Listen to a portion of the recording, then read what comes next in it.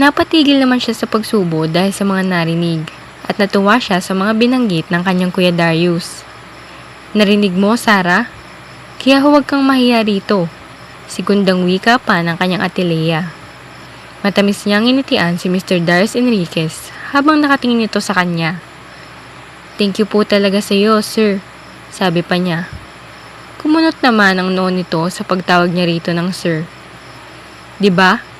Sinabi ko sa iyong Kuya Darius lang itawag mo sa akin? Paalala pa nito sa kanya. Sarah, magiging asawa na ako ng iyong ate. Kaya pwede mo na akong tawagin kuya at alisin mo niyang hiyang nararamdaman mo. Wikang muli ni Darius.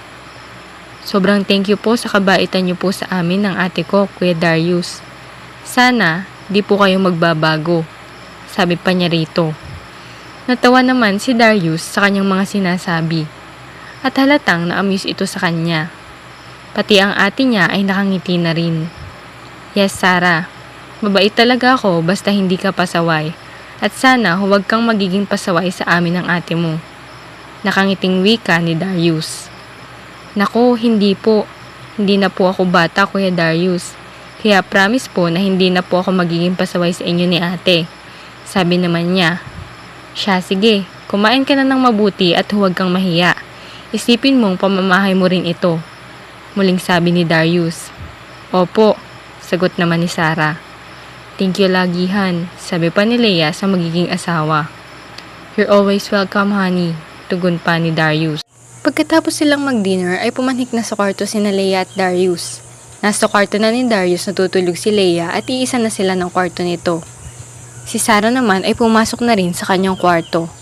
At doon na lang siya maghihintay kung kailan siya aantukin. Kinuha niya ang kanyang notebook at nagsusulat ng mga poem. Mahilig siya sa pagsusulat ng mga poem, declamation at mga script. Kaya kung maboboring man siya o kaya nalulungkot, ay nagsusulat na lamang siya ng mga ito. Puno na nga ng poem ang kanyang mga notebook at naaaliw din siya sa tuwing inuulit niya ang pagbasa ng mga iyon. Isa sa mga poem niya ay may nais iparating na damdamin at iba naman ay inilalabas ang tunay na saloobin. Naisip nga niyang isulat bilang poem ang paglisan sa mundo ng kanilang mga magulang at kung gaano ito kasakit na nawala ang mga ito. Kinabukasan ay nagising si Sarah sa mga katok sa pintuan ng kanyang kwarto. Napabalikwas naman siya ng bangon dahil baka kung anong oras na. Nakita niyang maliwanag na ang paligid ng kanyang kwarto. Kaya mabilis naman niyang pinatay ang kanyang lampshade at binuksan agad kung sino man ang kumakatok sa pintuan. Ate Lea, good morning po. Sambit pa niya nang ang ate niya bumungad sa kanya. Magandang umaga din, Sarah. Gabi ka na ba nakatulog? Bakit mataas na ang sikat ng araw ay tulog ka pa rin? Tanong naman ito sa kanya. Sorry po ate. Opo, gabi na po ako nakatulog dahil sa pagsusulat ng poem, sabi pa niya. Maligo ka na agad pagkatapos ay mag-umagahan dahil magsha-shopping tayo ngayon. Binigyan ako ng budget ng Kuya Darius mo para ibili natin ang mga damit at gamit natin.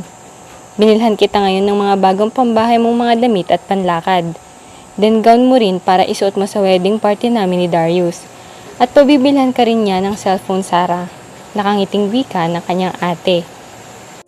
Nanlaki ang kanyang mga mata dahil sa sobrang tuwa sa narinig. Talaga po ate? Sige po, sandali lang. Maliligo po agad ako. Tuwang-tuwa na wika niya sa kanyang ate Lea. O siya, sige, bilisan mo ha. Mauna na kaming mag-almusal ng Kuya Darius mo. Sabi naman ito sa kanya. Paglabas ng kanyang ate Lea ay agad siyang naligo sa banyo ng kanyang kwarto. Mabuti naman at may nakahandang mga shampoo at sabon roon. Siguro sinadya iyon na may mga stock na ilagay na sabon sa banyo. Dahil oras na may bisita ang mga ito ay may mga nakahanda ng gamitin ang mga bisita kung magkataon na doon makastay sa kwartong pag-aari na niya ngayon. Mga ilang sandali pa'y lumabas na siya sa kanyang kwarto na bagong ligo at bihis. Tumungo siya sa malawak na komedor upang kumain na. Wala na roon ang kanyang ate Lea at ang magiging asawa nitong si Darius. Tanging si Nanay Pearl lang naroroon at nililigpit nito ang pinagkainan ni na ate Lea niya. O ikaw pala, Sarah. Kumain ka na dahil ikaw na lang hindi pa kumakain. Nakaalis na sina Sir Darius dahil pupunta daw ito sa pagmamay-ari niyang hotel kung saan gaganapin bukas ang kasal nila ng ate mo. At sabi ng ate Lea mo ay maghihintay siya sa'yo sa living room. Kaya pagkatapos mong kumain ay pupuntahan mo daw siya roon para makaalis na kayo agad. Mahabang wika ni Nanay Perla sa kanya. Salamat po, Nanay Perla. Formal at seryosong wika niya. Tanging ngiti na lang ay ginanti ni Nanay Perla sa kanya. Pumuesto na nga siya at kumain. Habang patuloy naman ito sa pagligpit sa pinagkainan ng kanyang mga ate Lea at ng kanyang Kuya Darius. Kain din po kayo, Manang, sabi niya rito. Tapos na kami, Sarah. Maagang maaga pa lang ay nag-aalmusal na kaming mga katulong para sa aming maagang trabaho. Sabi naman ito sa kanya. Ganoon po ba? Sambit ni Sarah. Mga ilang minuto ding naghihintay sa kanya ang kanyang ate Lea. Naabutan niya ito sa living room na nakabukas ang pinto at nanonood ng TV. Nang makita siya ng kanyang ate, ay pinatay agad nito ang TV. Tara na, Sarah. Kanina pa kitang hinihintay, sabi pa ng kanyang ate. Sorry po, ate, na naghihintay po kayo ng matagal sa akin. Sagot naman niya rito. Okay lang, halika na. Aalis na tayo upang makapagpili tayo ng maayos para sa gown mo at sa iba pang bibilhin pa natin. Sabi naman nito sa kanya. Okay po, ate, excited na po talaga ako. Agad niyang tugon sa kanyang ate Lea. Maghapon nga silang nag-shopping ng kanyang ate Lea at sobrang dami ng pinamili nila. At mas kinilig si Sarah dahil may bago na siyang cellphone at ito ay mamahalin pa. Kapwa magagandang damit ang nabili nila ng kanyang ate na hindi lang para sa kanya kundi pati na rin rito. Pagdating nila ay agad nalaman ni Lea na dumating na rin si Darius. Dahil nakita nito ang kotseng madalas na gamitin nito para sa lakad.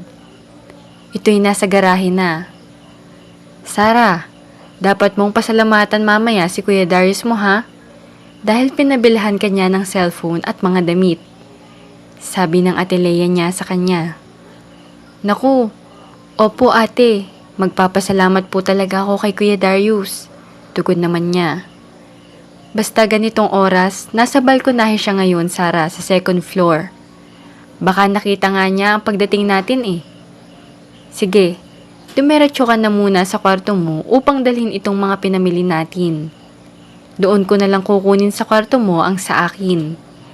Pupuntahan ko lang ang Kuya Darius mo sa balkonahe. Sabi ng ate niya sa kanya.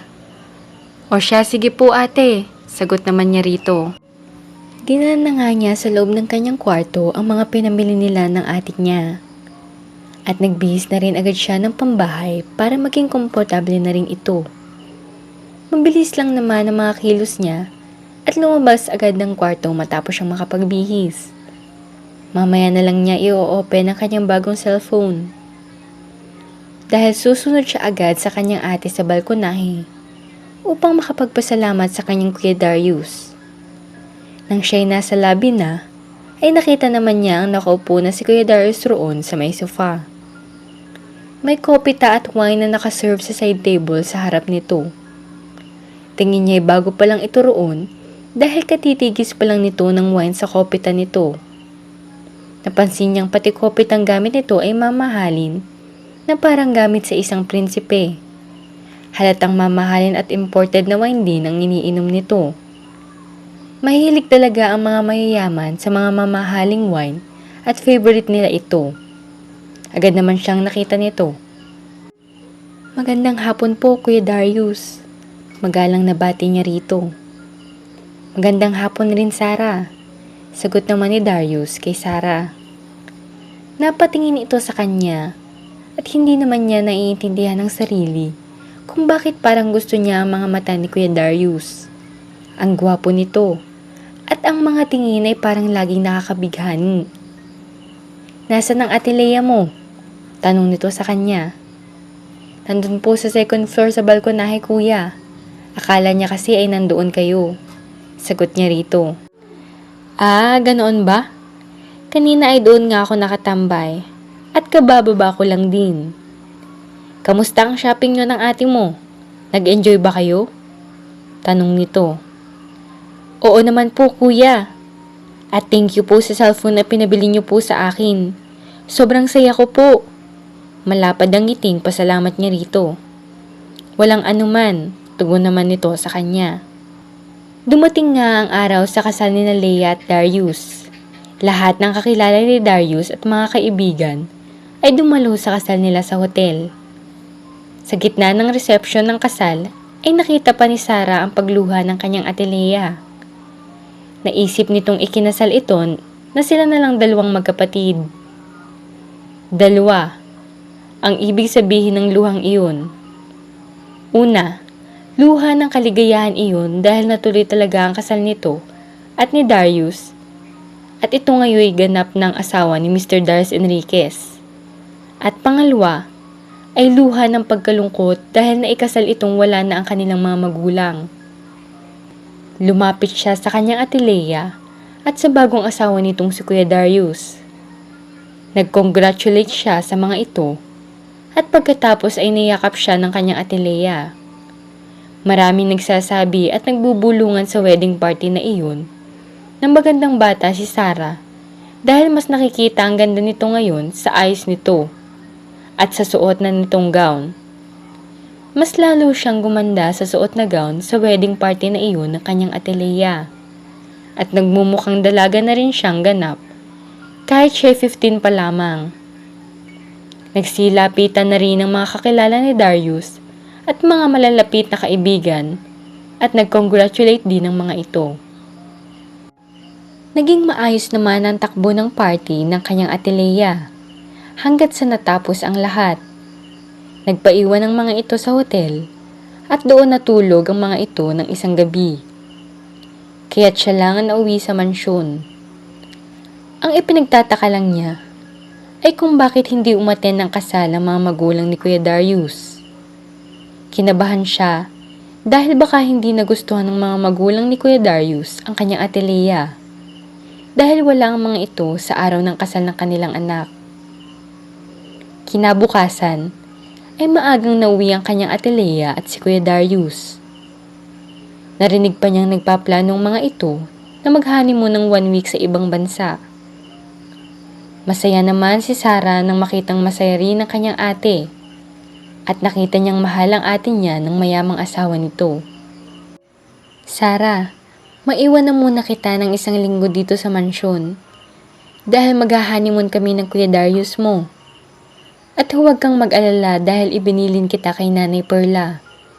Mabait si Nanay Perla at kung anong mga kakailanganin mo ay utusan mo lang sila at ang iba pang mga katulong dito. Sabi pa ng kanyang ate sa kanya. Opo ate, huwag po kayong mag-alala. Malaki na po ako ate at kaya ko na ang sarili ko. At isa pa, 1 linggo lang naman kayo ni Kuya Darius sa ibang bansa, di ba? Kaya good luck po ate sa honeymoon niyo ni Kuya Darius. Nakangiting wika niya rito. O siya, salamat Sarah. Sige lang, video call na lang tayo lagi. Sabi pa ni Leia. Opo ate, masayang tugon niya rito. Mabilis namang sumapit ang araw ng flight ng mga ito papuntang Amerika, kung saan gusto ni Darius na doon ang mga ito mag-honeymoon. Habang ang ginagawa naman ni Sarah ay lagi siyang nagtatambay sa balkonahe sa 2nd floor. Habang nakaupo at nakatanaw roon sa magandang tanawing makikita sa ibaba ng mansyon. Kitang-kita niya ang malawak na paligid ng malaking mansyon na iyon at ang mga magagandang halaman sa hardin. Sinadya niyang dalhin ang kanyang notebook na sinusulatan niya ng kanyang mga tula. Mas makakabuo siya ng magagandang idea sa poem kung maganda at tahimik ang lugar na kanyang pinagmasdan. Nakaramdam siya ng lungkot dahil sa pagkamis niya bigla sa mga magulang na pumanaw na at ngayon sa kanyang ate Leia na nasa Amerika ngayon. Matagal-tagal rin siyang nagtambay sa balkonahe at nang makadama siya ng pagkaantok ay pumanawag na siya mula roon. Sa elevator na lang siya tumaan upang mapadali ang pagbaba niya. Pumasok na siya sa kanyang kwarto at gusto niyang matulog. Nasa tanghaling tapat iyon at talagang nakakaantok ang oras na iyon. Kahihiga pa lang niya ay may kumatok na sa kanyang kwarto. Ma'am Sarah? Anang tinig ng katulong na kasama ni Nanay Perla na si Aling Gina. Tamad naman siyang bumangon, ngunit pilit niyang ginawa at binuksan ito. "Bakit po, Manang Gina?" tanong pa niya rito. "Hindi ka pa daw nanananghalian, ma'am," sabi ni Nanay Perla. Sagot nito sa kanya. Naninibago naman siyang tawagin siya ng mga katulong na ma'am, ngunit hindi na lang niya iyon kinontrata dahil kagustuhan iyon ni Kuya Darius. "Busog pa po ako, Manang. Sabihin niyo na lang po kay Nanay Perla ay mamaya na lang ako manananghalian," sabi niya rito.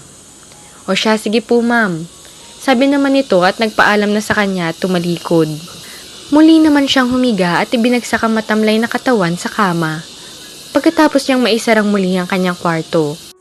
Parang nawaglit ang pag-aalala niya nang muling nakabalik na ang Atilea niya at ang asawa nitong si Darius. "Kamusta po ang honeymoon niyo, ate?" tanong pa niya.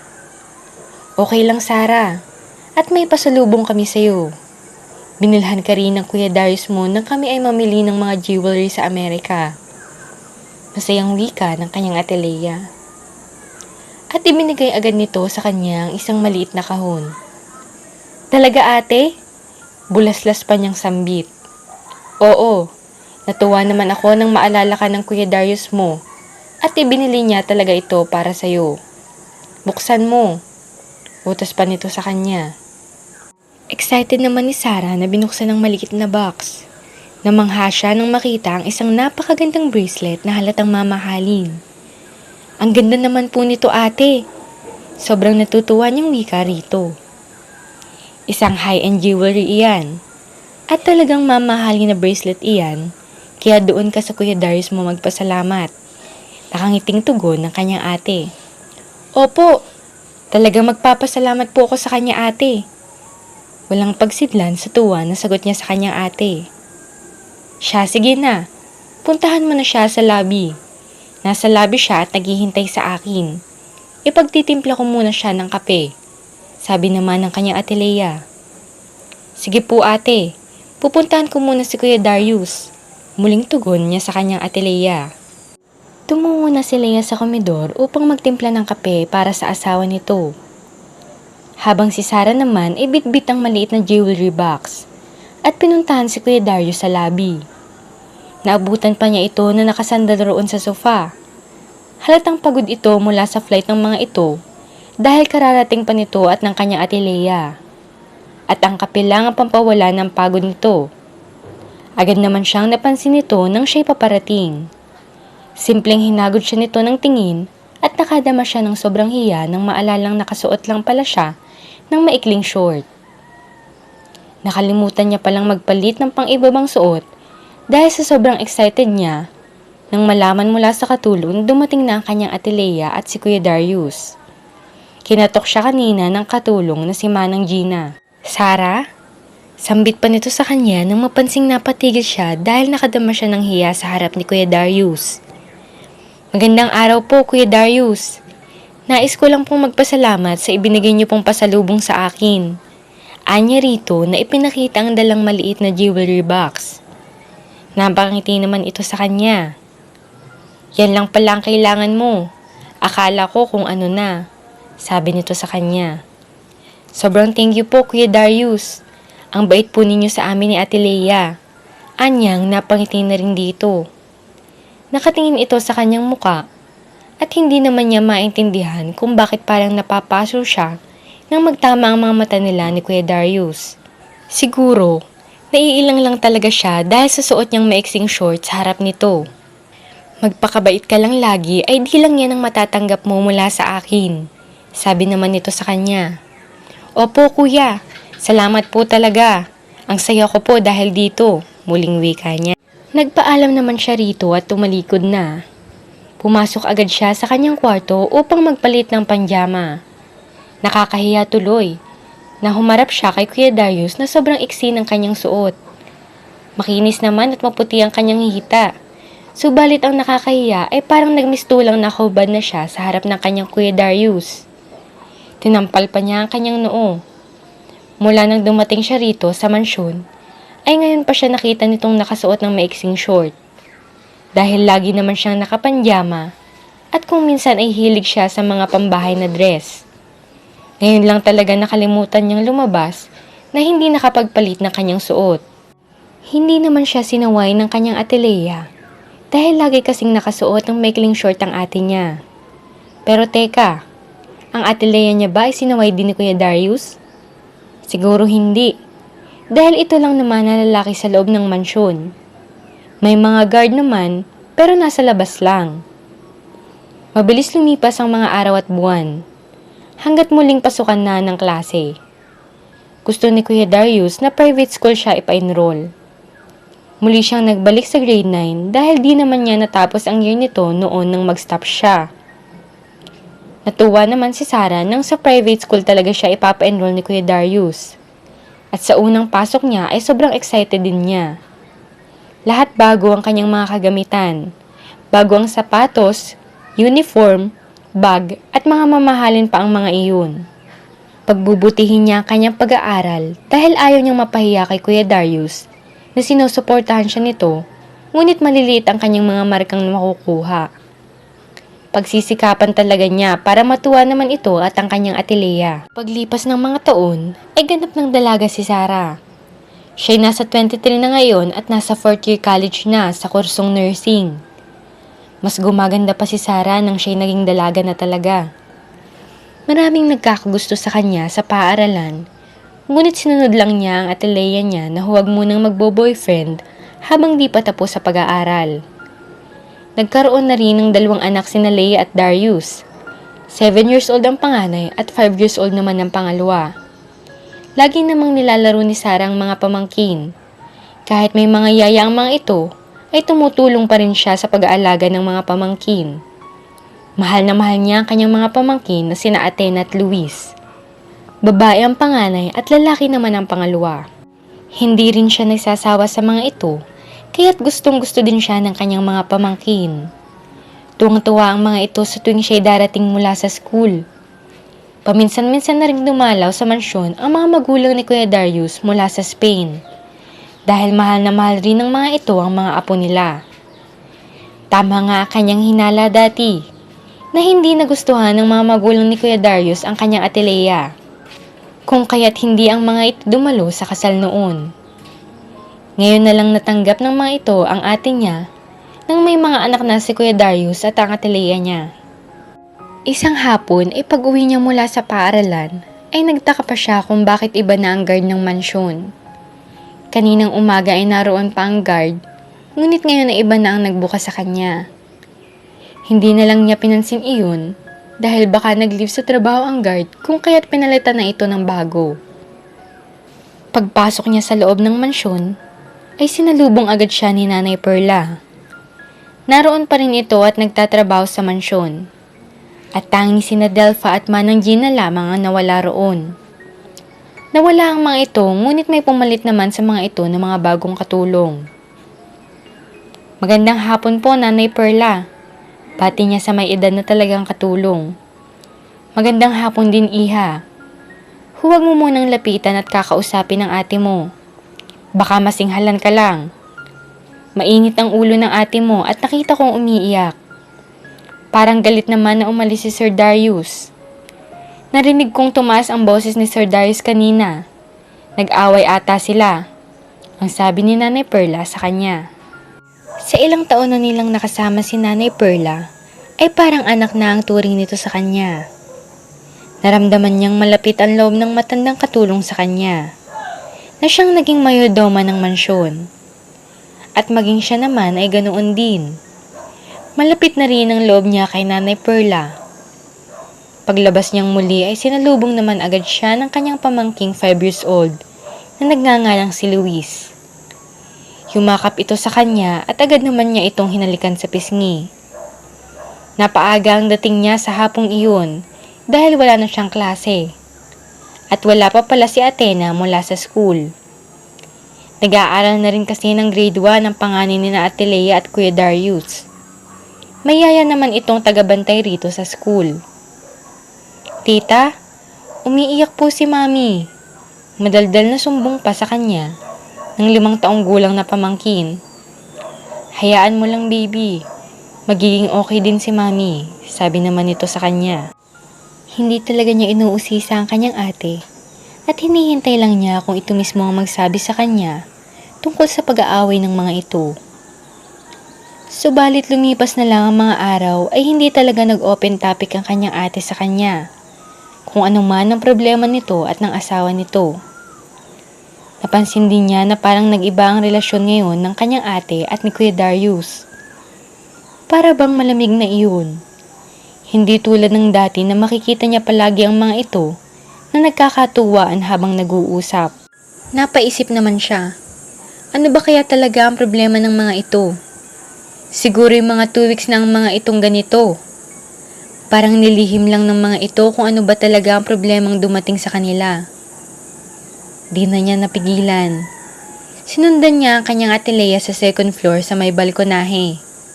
At natigilan pa siya nang maabutan ito roon na umiiyak. Ate, bakit po? Ano pong nangyari? Biglang tanong niya buhat sa likuran nito. Halatang nagulat pa ito saglit sa kanyang presensya. O ikaw pala, Sarah. Sabi nitong madaling kinuha ang panyo at pinunasan agad ang mga mata at ang pisngi nitong nabasa sa luha. Ate, ano po bang problema niyo? Matagal ko na po kayong napapansin. Para bang may problema kayo ni Kuya Darius na inyong inililihim? Malungkot niyang tanong rito. Tama ka, Sarah. May problema nga kami ni Kuya Darius mo. Hindi ko alam kung anong mga pagkukulang ko sa kanya. Ginawa ko naman ang lahat. Minahal ko siya, inaalagaan, at binigyan ng mga anak. Pero parang nag-iba siya ngayon. Hindi tulad ng dati, sabi naman ni Lea. Di ba po, nag-aaway daw kayo ate? Ano po palang pinag-aawayan nyo? Pang-uusisa ni Sarah sa kanyang ate Lea. Parang saglit namang natigilan si Lea sa kanyang mga tanong. Nag-aaway? Sinong may sabi? Hindi naman kami nag-aaway, Sarah. Siya lang talaga itong biglang nagbago. At hindi ko alam kung bakit. Basta, hindi naman kami nag-aaway. Nauutal pang wika nito sa kanya. Parang hindi siya kumbinsido sa sinabi ng kanyang ate Lea. Para bang may itinatago ito sa kanya. Sabi kasi ni Nanay Perla ay nag-aaway daw ito at ang kanyang Kuya Darius. Ngunit ngayon, sinasabi niyang hindi daw sila nag-aaway. Pero makikita naman na walang imika ng mga ito. Samantala, nagulat pa si Darius nang bumisita siya sa kanyang hotel sa Metro Manila. Hindi na muna siya pupunta ng Batangas dahil nagbago ang kanyang isipan at bukas na lang siya bibisita roon. Nagulat siya nang makita roon si Martina. Si Martina ay ang kanyang dating kasintahan na ipinagpalit naman siya sa ibang lalaki. At dahil sa galit niya rito, ay agad niya itong hiniwalayan. At lumarga dito sa Pilipinas. Nagkataon namang namasukan noon si Lea sa mansyon. Bilang katulong at tinanggap niya ito at pagkatapos ay agad na niligawan. Ang gusto ni Darius na ibaling sa ibang babae ang kanyang atensyon upang makalimutan niya agad si Martina. Taga-Espanya rin ito dahil tulad niya ay half Spain din ang dating kasintahan. Iyon ang dahilan kung bakit nagdesisyon siya agad na pakasalan noon si Lea, kahit ang totoo ay hindi naman talaga niya mahal ito. At ngayon naman, ay may malaking problema din silang mag-asawa, kaya't wala na rin siyang ganang tumambay pa sa mansyon. At ngayon, muli niyang nakaharap si Martina sa ilang taon na hindi sila nagkita nito. Hindi nakapagsalita si Darius habang nakatitig sa mapang-akit na mga tingin sa kanya ni Martina at sa kaseksihan nito. Napapailing si Darius. Hindi niya nagustuhan ang presensya ng kanyang dating kasintahan. Wala na siyang gusto pa rito dahil matagal na siyang nakamove on. At hindi na niya ito mahal kahit gaano pa ito kaganda at kaseksi. Sa pagkakataong iyon ay biglang lumapit si Martina at biglang hinalikan si Darius. Noong una ay hindi tinutugon ni Darius ang mga halik ni Martina.